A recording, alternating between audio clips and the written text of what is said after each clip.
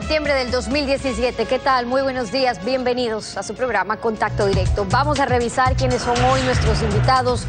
Nos acompañan José Ugaz, el presidente de la organización no gubernamental Transparencia Internacional, ex procurador público del Perú, fue quien reveló con sus investigaciones el caso Montesinos. Desde su experiencia vamos a revisar el caso Odebrecht en Latinoamérica, cómo luchar eficazmente contra la corrupción, repatriar los dineros robados, lo vamos a examinar. También estará en nuestros estudios Juan Bisuete, el abogado del ex asambleísta Galo Lara, quien cumple una sentencia de 10 años por el caso del triple crimen en Quinsaloma. La revisión de la sentencia, el pedido, el ex legislador insiste que es un perseguido político del anterior gobierno por sus denuncias de corrupción. ¿Cuáles son los argumentos? Lo vamos a revisar. Y además, Jorge Zavala Egas, abogado de la empresa Marsam, su réplica al ex asambleísta Leonardo Viteri sobre la denuncia de que empresas del prefecto de Manabí, Mariano Zambrano, han tenido contratos con el Estado. Lo analizamos. Bueno, con 75 votos a favor de 131 asambleístas presentes, la Asamblea Nacional aprobó el presupuesto general del Estado. El oficialismo defendió la distribución de los recursos de la Proforma, especialmente en el área social, pero en la oposición la crítica se centró en la deuda pública. Es un presupuesto que llega a los 36.818 millones de dólares. El oficialismo dice que la economía del país cada vez depende menos del petróleo, que la recaudación de impuestos ha crecido, que los números coinciden y van de acuerdo a lo que pide la ley. Hasta recordaron la mesa servida de la que habló el expresidente Rafael Correa. ¿Por qué ha ganado este proceso político? Porque la mesa efectivamente está servida. Tanto así que el primer platillo ya está listo para ser consumido por la banca privada. De aquello que dijeron que era el acabose de la dolarización, hoy son los principales defensores del dinero electrónico. Para la oposición, las cosas no son así. Y tajantemente rechazaron el que no se incluya la deuda total del Estado, sino una parte. Que reconozcamos los pasivos y por eso ahí tenemos elementos como la deuda interna, como los certificados de tesorería, que no han sido establecidos en la consolidación y que por lo tanto, sumados todos esos, ya tendríamos una deuda de 55.000 millones. Pero en Alianza País insisten. Dicen que la deuda está bajo el 40% del Producto Interno Bruto que exige la ley, que apenas supera el 29%. Y las operaciones menores a 360 días no son deuda, los pasivos contingentes no son deuda, las ventas anticipadas de un bien de una empresa pública no son deuda. Legisladores, ¿esta es mi opinión? No. Esto está contemplado en el artículo 123 de la ley. Sin embargo, según los opositores, esos mismos rubros que no se toman en cuenta para cuantificar la deuda, sí se toman en cuenta a la hora de hacer los pagos. Se están pagando intereses sobre deudas que no están admitidas, lo cual, razón de perogrullo, quiere decir que las deudas sí están contabilizándose, pero en el pago de su servicio. Pero en algo sí coinciden, en que el gobierno debe revisar en la Proforma los cambios en la distribución de recursos para las universidades. Existe un esfuerzo que el propio gobierno ha hecho para que se incrementen los cupos para el acceso, el ingreso a las universidades y escuelas politécnicas, y para tener más cupos se necesitan más recursos. La Asamblea tiene previsto que para el próximo mes de septiembre, en cambio, llegue el presupuesto para 2018. La actualidad, los protagonistas, el análisis y la información en Contacto Directo. ¿Qué tal, Eni? Buenos días, ¿cómo te va? Muy bien, Estefi, un buen día para ti y para todos nuestros televidentes. A esta hora nos acompaña desde los estudios de la capital el doctor José Carlos Ugaz Sánchez Moreno, presidente de la organización no gubernamental Transparencia Internacional. El doctor Ugaz conoce de cerca lo que es el combate contra la corrupción. Fue designado procurador público ad hoc por el entonces presidente Alberto Fujimori para que defienda los derechos e intereses del Estado peruano respecto de los delitos cometidos por Vladimiro Montesinos.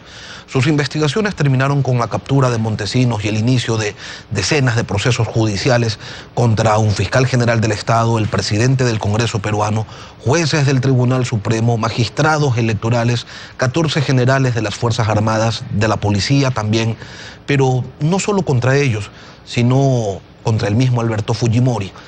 ¿Cuál es la clave, si es que existe alguna, para una lucha eficiente contra la corrupción? Doctor Ugaz, buenos días y bienvenido a Contacto Directo.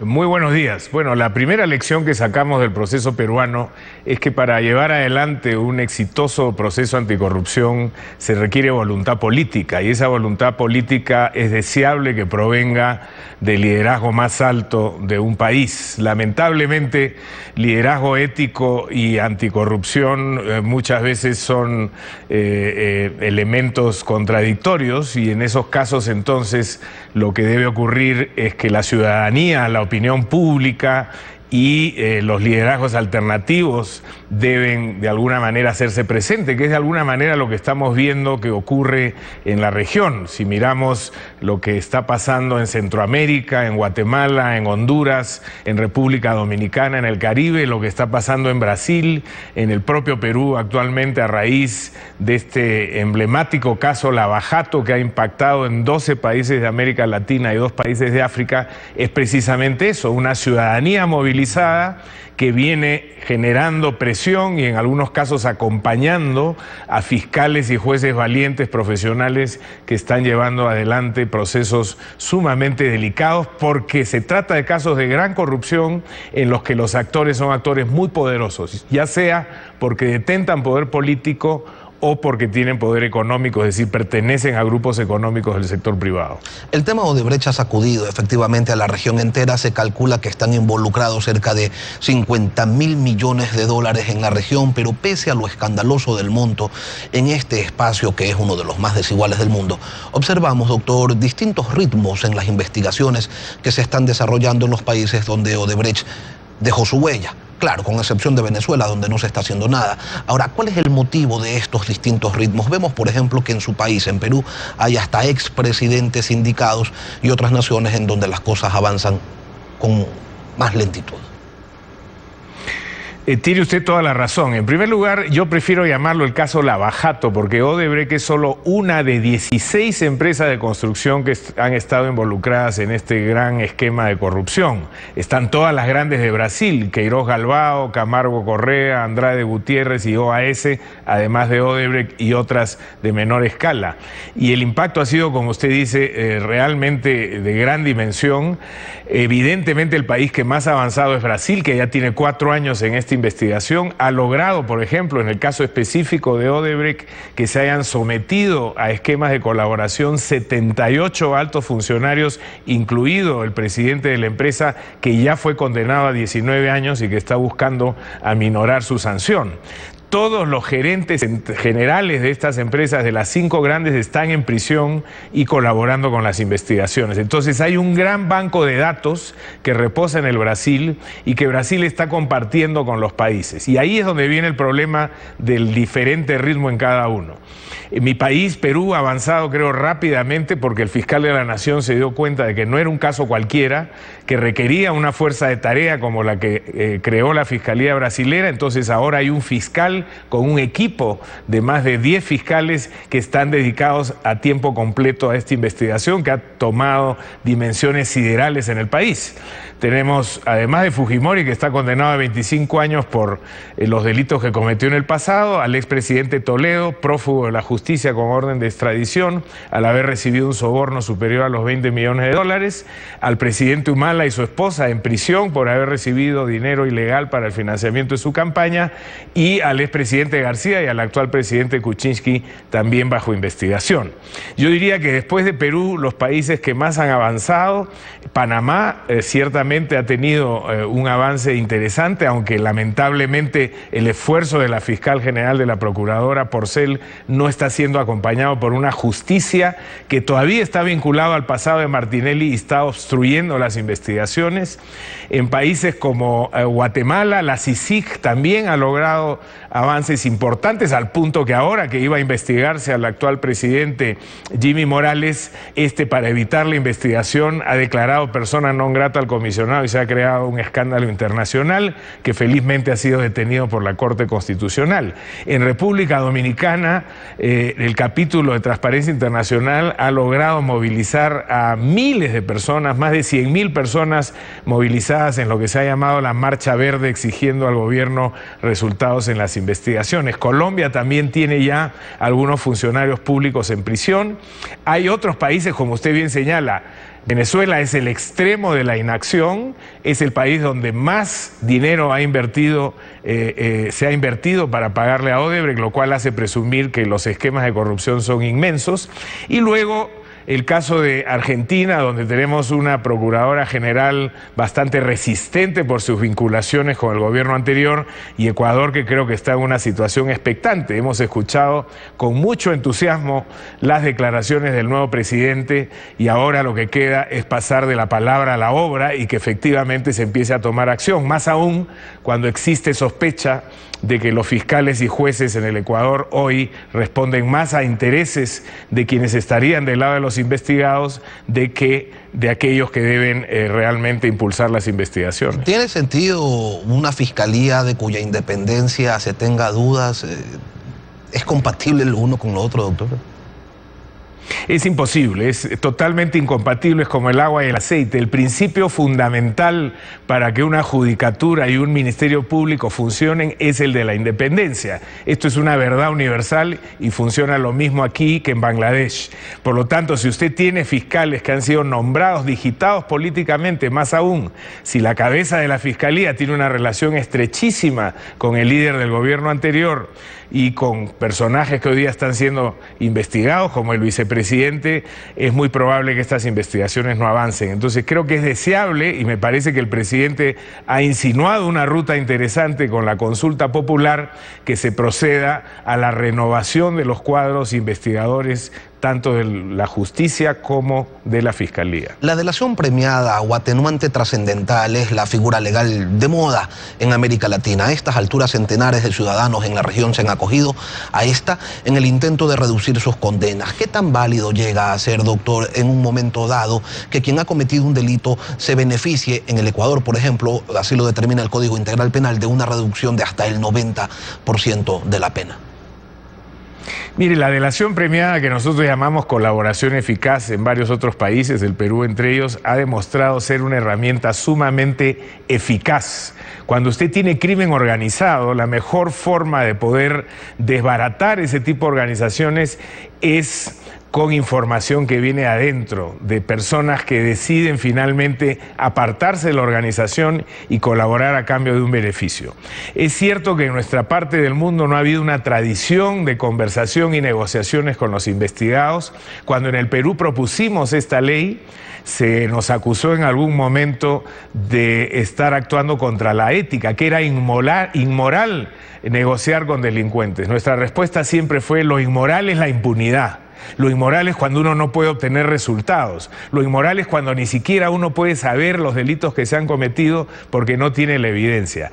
Si yo puedo lograr un entendimiento con alguien que sea sancionado a una pena menor a cambio de información que me va a permitir llegar a los cabecillas, a saber de delitos que antes no conocía, a poder repatriar dineros y a poder descubrir esquemas de corrupción muy sofisticados, por supuesto que es una herramienta que desde el punto de vista penal tiene toda la justificación ética y además los resultados procesales absolutamente eficientes, como se ha demostrado. En el Perú, la ley de colaboración eficaz, como en Colombia, en Guatemala y en otros países, ha llevado a que podamos sentar en el banquillo de los acusados a personajes que nunca antes hubiéramos pensado que iba a alcanzar la justicia. En el caso de Brasil, el propio Marcelo Odebrecht, el presidente de esa empresa, se ha acogido y ha obligado, ha convencido a 78 funcionarios de su empresa a seguir su ejemplo, y por eso es que tenemos hoy día una riada de información, doctor, de la que estamos aprovechando varios otros países. Ahora, sancionar a los corruptos sí es la aspiración mayor de una sociedad, pero ¿qué pasa con el dinero mal habido?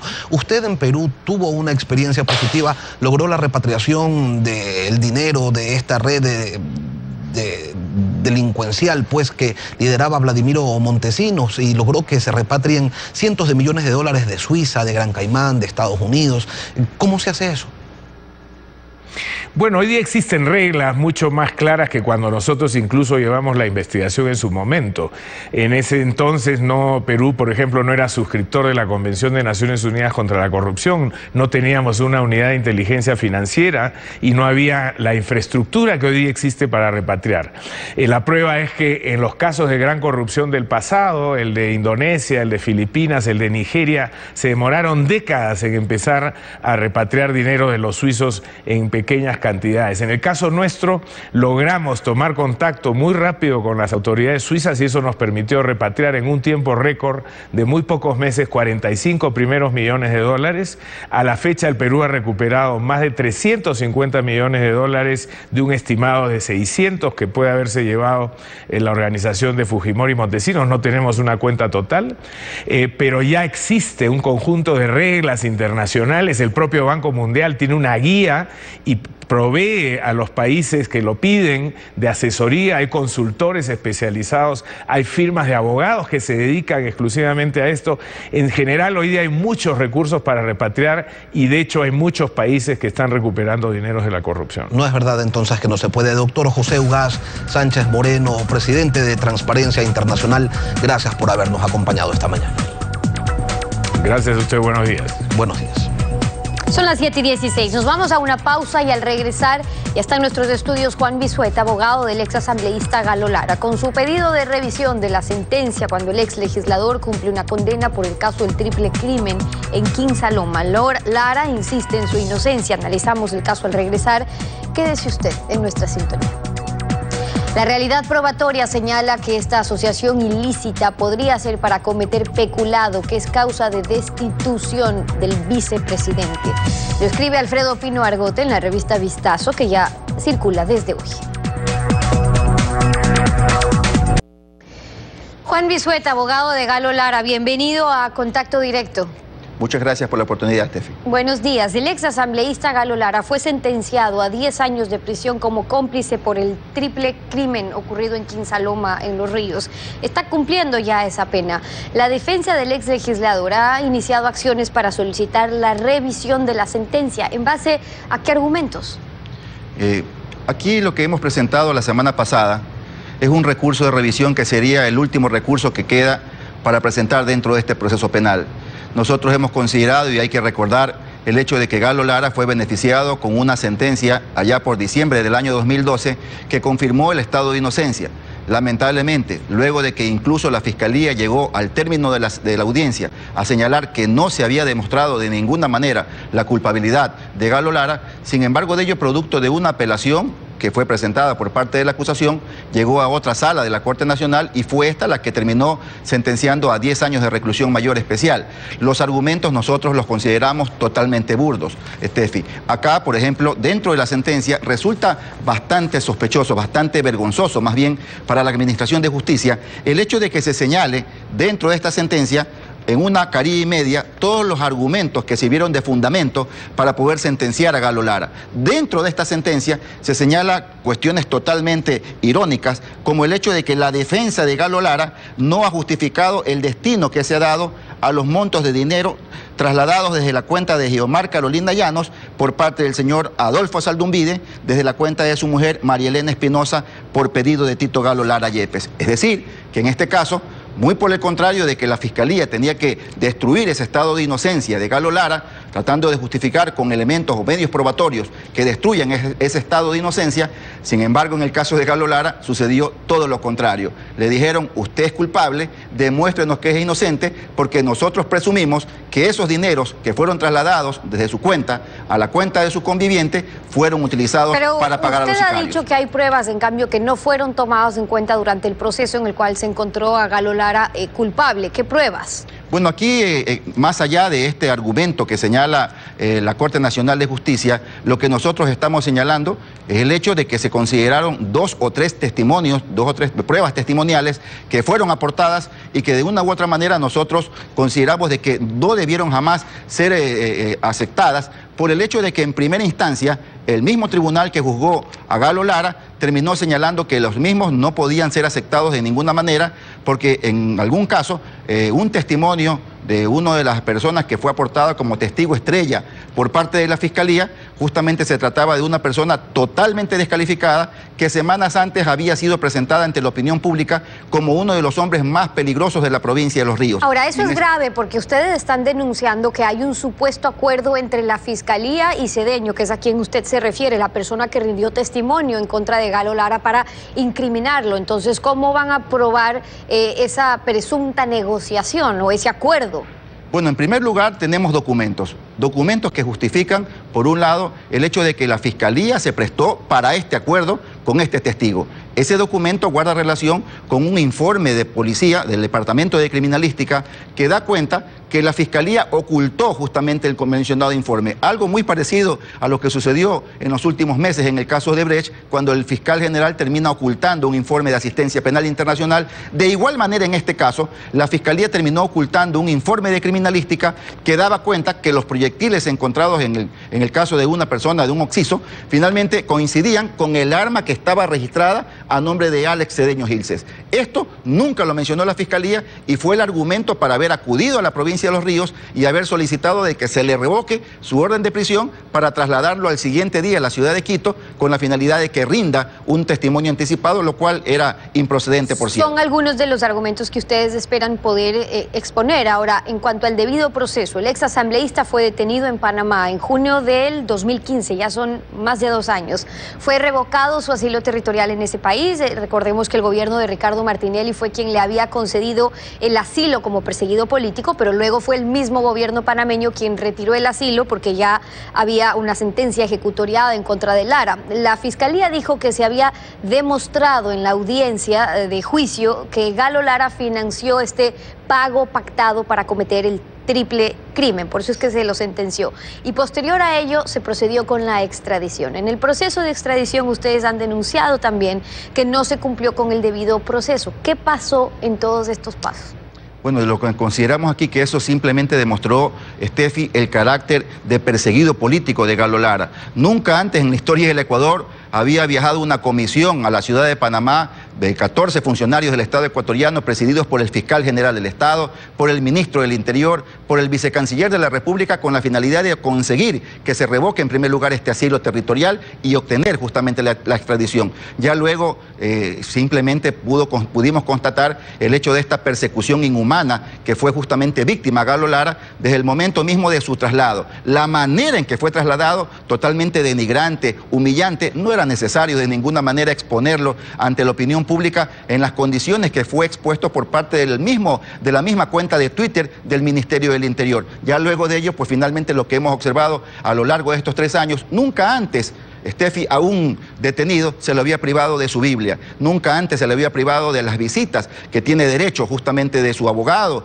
en el caso de los familiares, en el caso de su visita íntima que tendría derecho, sin embargo a lo largo de estos 3 años no la tuvo. En el caso de él se le privó de sus medicinas, se le ha privado de una serie de derechos que de una u otra manera han sido reclamados, pero que en este caso simplemente han justificado su condición de perseguido político por el hecho de haber denunciado los actos de corrupción del gobierno correísta. Eso último es lo importante, porque lo que ustedes pretenden demostrar es que se utilizó todo el aparato de justicia para perseguir a Galo Lara por las denuncias que estaba haciendo en ese momento. Y a propósito de lo que ha sido su defensa también, al ex legislador, usted recopiló todas estas vivencias en el libro El precio de fiscalizar al correísmo como crónicas de persecuciones políticas. Recordemos cuáles fueron también algunos de los temas en los cuales su defendido estuvo involucrado, que denunciaba más bien, y qué se ha podido comprobar de ello hasta ahora, desde ese entonces.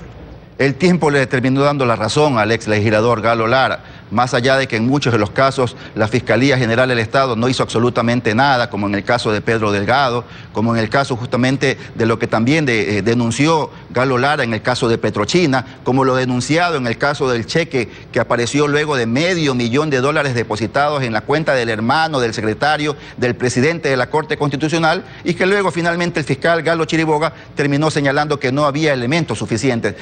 El tiempo le dio la razón en cuanto a los sobreprecios que denunció Galo Lara en su momento oportuno respecto a las carreteras. Los sobreprecios, en este caso, también nunca se investigó. En el caso de los radares chinos, en el caso de los helicópteros Druk, en fin, son varios de los casos, cerca de 30 casos en el caso de Galo Lara, que denunció la opinión pública y que al tiempo le terminó dando la razón. Por eso piden ahora el recurso de revisión. Cierro con esto brevemente. ¿Por qué no lo hicieron antes? Lo hicimos antes porque de una u otra manera pues no gozábamos de ninguna garantía. No es que el día de hoy estamos señalando que contamos ya con jueces imparciales o jueces independientes en el Ecuador. Nos da una garantía las declaraciones realizadas por parte del presidente Lenín Moreno, en el sentido de que va a garantizar y va a respetar la independencia de la función judicial. Una constante que ha desaparecido y que debemos de aceptarlo a lo largo de estos 3 meses es el hecho de que ya no hemos observado la presencia de los delegados del Ministerio del Interior o del Ministerio de Justicia en cada una de las audiencias donde se juzgaban a opositores al régimen. Eso ha desaparecido y de una u otra manera eso nos da una garantía, una esperanza, que el día de hoy que hemos presentado el último recurso al que puede acceder Galo Lara, podría existir la posibilidad de contar al menos con jueces que no vayan a ser presionados por parte del Ejecutivo, como sí sucedía en el caso del gobierno del presidente Rafael Correa. La defensa de Galo Lara, su abogado Juan Bisueta, acompañándonos hoy en Contacto Directo. Gracias por haber estado con nosotros. Gracias a usted, Tefi. 7:30. Vamos a una pausa y al regresar, Jorge Zavala Egas, abogado de la empresa Marsami. Su réplica al exasambleísta Leonardo Viteri sobre los contratos de empresas del prefecto de Naví, Mariano Zambrano, y el Estado. Lo analizamos al volver. Quédese usted en nuestra sintonía. El pasado lunes 28 de agosto, en este espacio de entrevistas, el doctor Leonardo Viteri se refirió en los siguientes términos a las empresas de las que son accionistas el prefecto de Manabí, Mariano Zambrano Segovia, y su hijo, el asambleísta de Movimiento País, Mariano Zambrano Vera. Escuchémoslo. Hasta el momento, por lo menos, se han determinado 8 contratos a través de todo el consorcio de las empresas de Mariano Zambrano. Hasta por 48 millones lo que hemos podido determinar. Todo está especificado, son documentos públicos y todos están relacionados con el transporte de combustible. Yo les recuerdo que estas empresas venden por encima de 100 millones de dólares al año. Y están, el grueso de sus contratos son transportes de combustible en alta mar. Todo un organigrama en el cual es la corporación Marsan. No puede negar, porque hasta su nombre lo tiene, Marsan. Él y su hijo son accionistas mayoritarios y han tenido contratos con el Estado. Marsan, empresa de la que son accionistas el prefecto Zambrano y el asambleísta Zambrano, a través de su representante general, ha solicitado ejercer el derecho a la réplica y ha delegado para ello a su abogado patrocinador, el doctor Jorge Zavala Egas. Doctor, buenos días. Adelante con la réplica. Sí, buenos días y muchas gracias por la oportunidad, que se hace necesaria cuando se utiliza un medio de comunicación para tratar de vender la idea de que algo es ilícito, de que algo es ilegal, de que algo es inmoral cuando se ejerce una función pública, es decir, motivación netamente política, pero en el aspecto temerario. Esto es sin cuidar la responsabilidad de lo que se dice. 1. Efectivamente, Mariano Zambrano Segovia y su hijo son accionistas de las empresas que se han mencionado. 2. Es verdad que los señores y estas empresas mantienen y han celebrado contratos con empresas públicas del Estado. 3. No existe ninguna causa de inhabilidad general en la ley que prohíba que las personas jurídicas en que son accionistas los señores Zambrano puedan contratar con el Estado. ¿Quién ha dicho que la inhabilidad general se puede transformar en inhabilidad específica de la persona que no contrata por ser solamente accionista? Se olvida la base.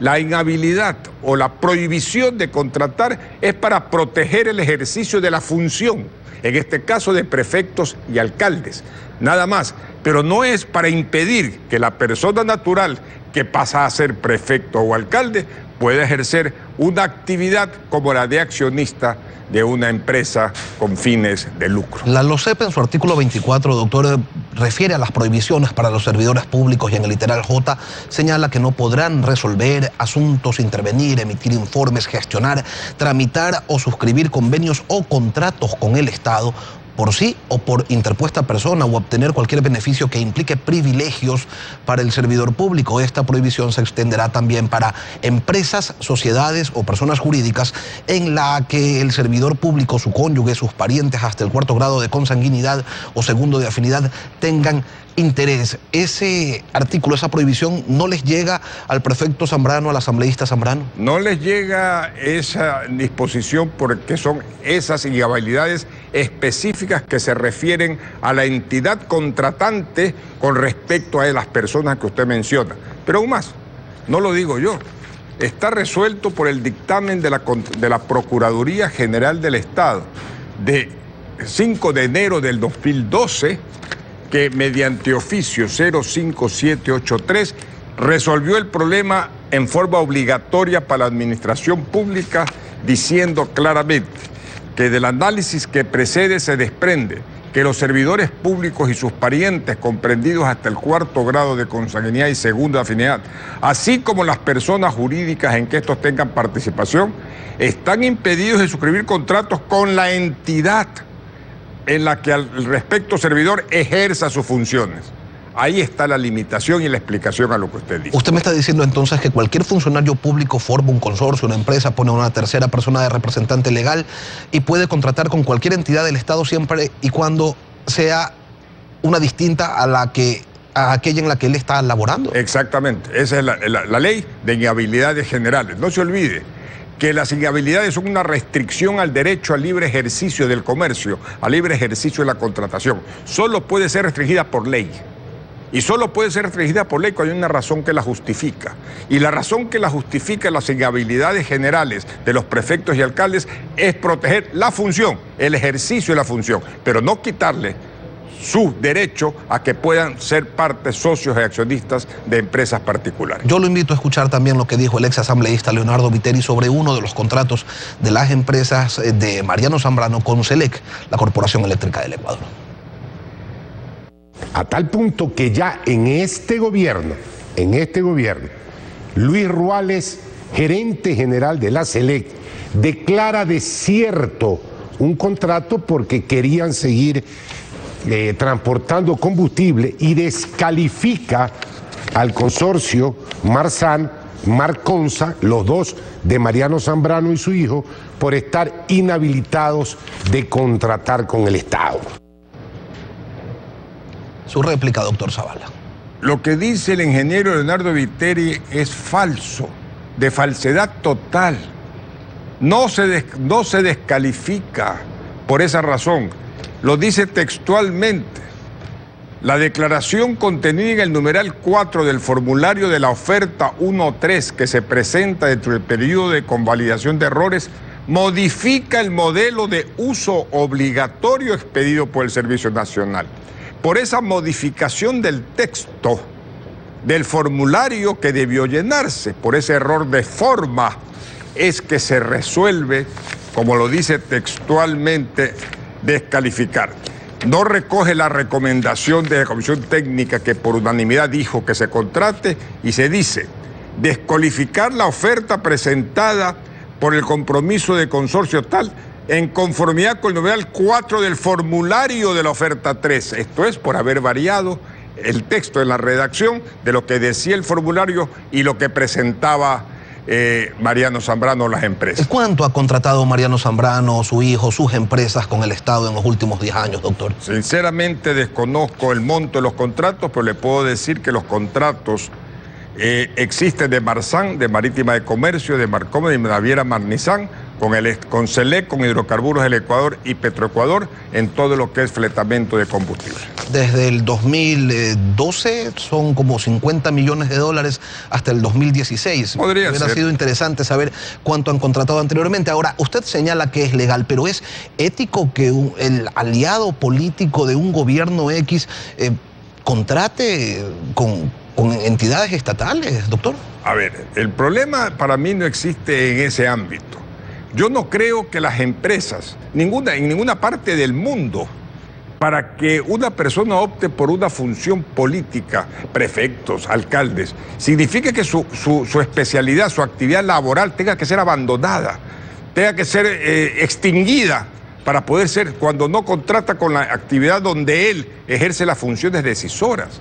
No extrememos el asunto de la función pública porque esa no es la idea. Bueno, sí se lo ha extremado en este país, doctor. Mire usted que si uno tiene una cuenta de ahorros en un país considerado paraíso fiscal no puede ser candidato. Entonces, aquí se han extremado las cosas para ciertos casos y en otros no se lo quiere llevar al extremo. Coincidimos, cuando se quiere politizar un tema, lo extremamos para el caso A cuando estamos en este lado o el caso B cuando estamos del lado de acá. Pero el derecho no requiere de la politización de las normas para que sean regulatorias de una sociedad civilizada y ética. Jorge Zavala Egas, abogado de la empresa Marsam, del prefecto de Manabí, Mariano Zambrano, gracias por habernos acompañado esta mañana. Gracias a ustedes. Concluimos así esta emisión y como siempre a ustedes, gracias, su confianza y sintonía. Nos volvemos a encontrar la próxima semana, Lenin. Un buen fin de semana para todos.